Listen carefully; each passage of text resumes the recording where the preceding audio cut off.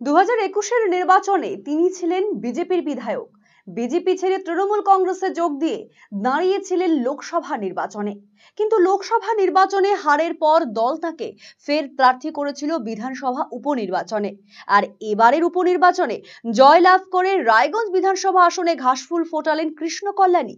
সোমবার রায়গঞ্জের নবনির্বাচিত বিধায়ক তৃণমূল কংগ্রেসের কৃষ্ণ কল্যাণী তার জয়ের শংসাপত্র তুলে দিলেন রাজ্য বিধানসভার অধ্যক্ষ বিমান বন্দ্যোপাধ্যায়ের হাতে।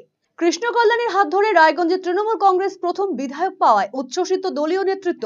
বিজেপি বিধায়ক হিসেবে বিধানসভার অধ্যক্ষর হাতে পদত্যাগপত্র তুলে দিয়ে যে কৃষ্ণ কল্যাণী ছেড়েছিলেন বিধানসভা, আবারও সেই কৃষ্ণ কল্যাণী সোমবার ফের বিধানসভায় পা রাখলেন তৃণমূল কংগ্রেসের বিধায়ক হিসেবে। জয়ের পর সোমবার বিধানসভায় পা রাখলেও বিগত দিনে শপথ গ্রহণ নিয়ে জটিলতা সৃষ্টি হওয়ার কথা মাথায় রেখে আবারও প্রশ্ন উঠতে শুরু করেছে, এবারও কি জটিলতা সৃষ্টি হবে শপথ গ্রহণ নিয়ে? যদিও বিধানসভার অধ্যক্ষ বিমান বন্দ্যোপাধ্যায় স্পষ্টতই জানিয়ে দেন, সংবিধান মেনে রাজ্যপালের কাছে চিঠি পাঠানো হবে, নিয়ম মেনেই নবনির্বাচিত বিধায়কদের শপথ গ্রহণ করানো হবে।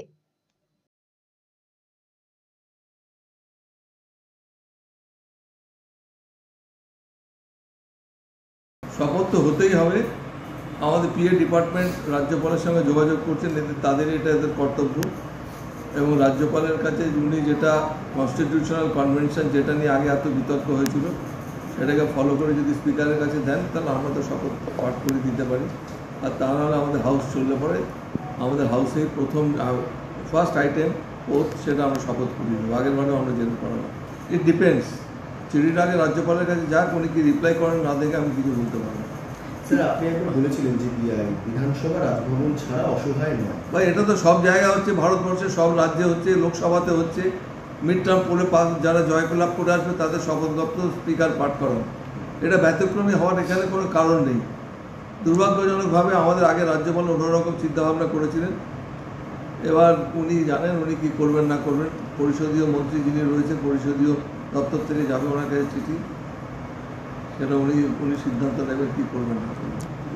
এটা আমাদের যেহেতু সাংবিধানিক একটা প্রভিশন রয়েছে সেটা ফলো করেই পাঠানো হবে।